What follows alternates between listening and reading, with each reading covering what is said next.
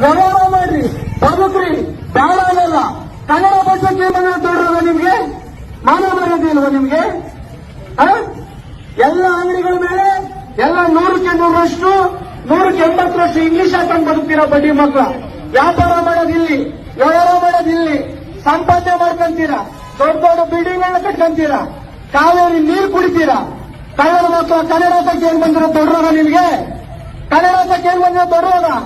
ಇವನು ಯಾರಾದ್ರೂ ಮುಟ್ಟಾಳ ಏನು? ಇವನು ಕನ್ನಡಕ್ಕೆ ಬಂದಿದ್ದು ರೋಗವನಿಗೆ ಬಡ್ಡಿ ಮಗನಿಗೆ.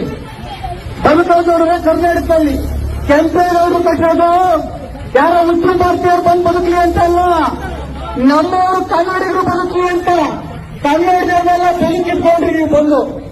ಇಡೀ ಚಿಕ್ಕಪೇಟೆ, ಬಳ್ಳಪೇಟೆ, ಕಬ್ಬನ್ಪೇಟೆ, ತರೂರ್ಪೇಟೆ, ಮಾಮೂಲ್ಪೇಟೆ, ಸುಲ್ತಾನ್ಪೇಟೆ ಕೆಂಪೇಗೌಡರು ಕನ್ನಡಿಗರಿಗೆ ಕಟ್ಟಿದ್ದು ಹುಟ್ಟಲ್ಲ ಮಕ್ಕಳು ಉತ್ತರ ಭಾರತೀಯರಿಗಲ್ಲ.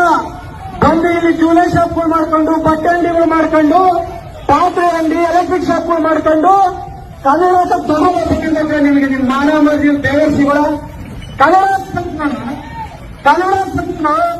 ಏನೋ ಬಂದಿರೋ ನಿಮಗೆ ತಡೋಗ ಈ ರಾಜ್ಯದ ಭಾಷೆಗೆ ಗೌರವ ಕೊಡ್ರಿ, ರಾಜ್ಯ ಭಾಷೆಗೆ ಗೌರವ ಕೊಟ್ಟು ಬದುಕ್ರಿ. ಮಾನವ ಮರ್ಯಾದೆ ಅಯೋಗ್ಯರ ನೋಡಿ, ಎಷ್ಟಾಕೆ ನೋಡೋ ಇಂಗ್ಲಿಷ್ ಎಷ್ಟಿದೆ, ಕನ್ನಡ ಎಷ್ಟಿದೆ.